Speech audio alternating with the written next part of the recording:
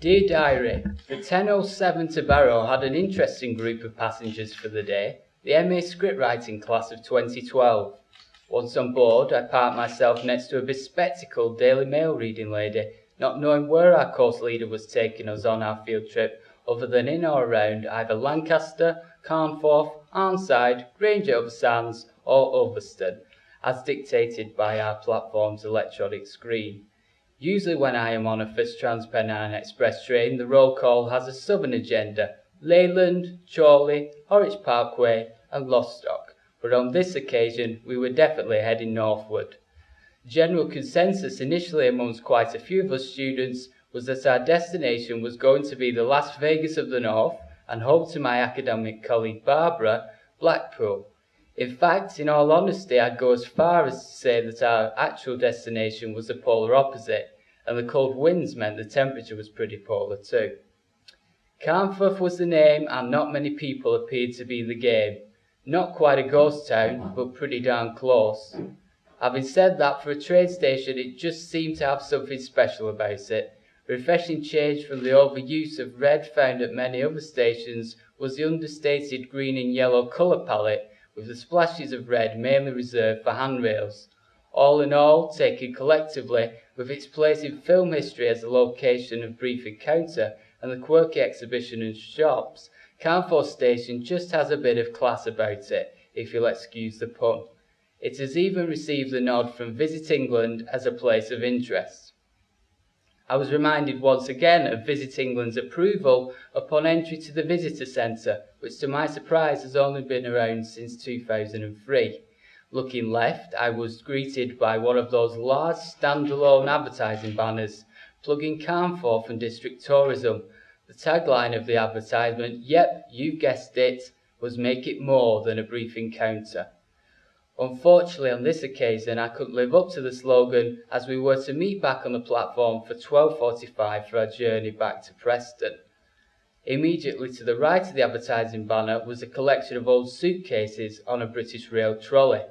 I'm sure that my dad's got some like that knocking about somewhere in our loft. Yet the suitcases and trolley weren't the only props used to add a sense of theatre to the visitor centre's operations. There was also a fire bucket complete with sand, an old Trent tourist bicycle, and a dummy with station inspector woven on his hat.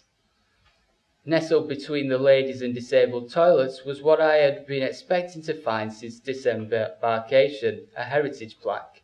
City of Lancaster could be found on the top half, heritage building on the bottom half, with the description stating the buffet on this station was the setting for the 1946 film Brief Encounter.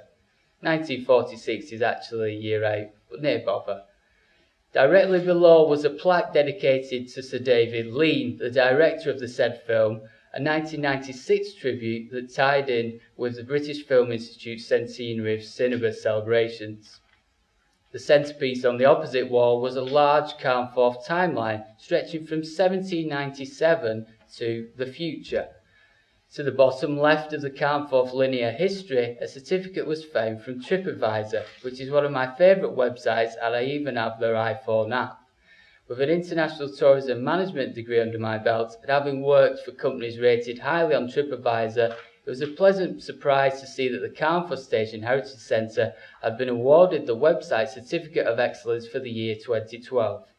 In fact, 4.5 TripAdvisor circles out of 5 denotes places that are pretty spectacular around the world, so Carnforth Station can, maybe to its own surprise, consider itself world class. Around the corner was the gift shop, unsurprisingly flogging copies of Brief Encounter at a penny short of a tenner. Amid the DVDs, the usual gift shop repertoire could be found, including coasters, biscuit assortments, mugs, pens, tea towels, fudge, shortbread and the like. One of the pieces of replica artwork for sale, an old advertisement for Morecambe, made me smile with its declaration that Morecambe is Britain's most modern and progressive resort. Boy oh boy, how times change. My namesake Thomas the Tank Engine was also for sale, but I, Thomas the Metcalf, knew that my days playing choo-choos had long passed, so I refrained from purchasing. In the adjoining room, a makeshift cinema with a couple of red velvet chairs was to be found, with brief encounter on a continuous loop.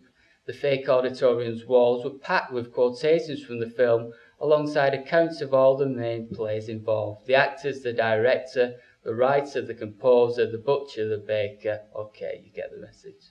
To my surprise, I discovered that the writer was actually Noel Coward, described by his placard as a giant of the 20th century entertainment business. In yet another offshoot of the gift shop, an empty room could be found with another standalone advertising banner, the second of the field trip. This time the banner was not tourism focused but showcased brief encounters, many achievements and displayed facts and figures. Upon reading the date of release, I quickly thought of Bonfire Night, only in this instance it was a case of remember, the 26th of November 1945. Upon exiting the gift shop, I couldn't help but have a peek in the exhibition room, which was playing host to a Titanic exhibition. Can't say I was too impressed by the exhibition, but I did strike up a good rapport with Tony Mack, the man in charge of proceedings. To begin with, Tony asked me if I wanted him to switch the room's impressive train set on. Turns out I did, purely out of curiosity as to how fast Thomas the Tank and his carriages Annie and Clarabelle could go.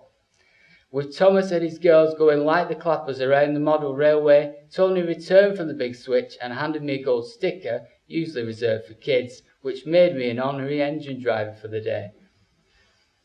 Tony could see that I had pen and paper in hand, so inquired what I was actually up to. By telling him about my scriptwriting interests, Tony opened up about his sideline as a television extra, albeit for almost 45 minutes.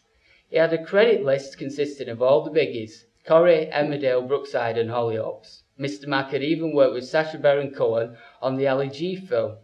However, he lamented how the industry has changed over the years.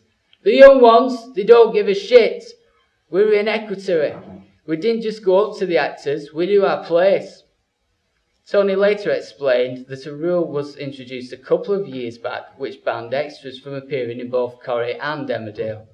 What had apparently happened is that people had wrote in complaining as they had seen certain extras drinking in the Woolpack at 7, only to see the same extras drinking in the Rovers at 7:30. Tony was not just a famous face, but a famous head, as the back of his head doubled for Pete Waterman during much of Peter Kay's Britain's Got the Pop Factor spoof. As a bit of an eccentric, well, at least for someone in his early 20s, it was great to meet Tony off the telly, who shared my passion for classic television. The guy even let me in on a couple of hallmarks of certain directors. There was a director he worked with on Brookside who always had to have a dog in every scene he directed, and a director on At Home with the Braithwaites who would not let any of his cast wear glasses. I could have stood there all day and enjoyed more of his anecdotes. Anyhow, the Tom and Tony double act ended well, with Tony giving me his email address and promising lots more helpful stuff for my scriptwriting. Time had soon whipped by to 12:45 and I found myself reunited with my coast colleagues on the platform, ready for our journey back to Preston, overlooked by what the official leaflet describes as the station's most famous landmark without doubt, the station clock. I promise I am now going to see that clock in its heyday and watch Brief Encounter for the first time. Well, when I say watch, probably not in the conventional way, but my generation's trademark viewing process of YouTube part 1 of 9 through to 9 of 9.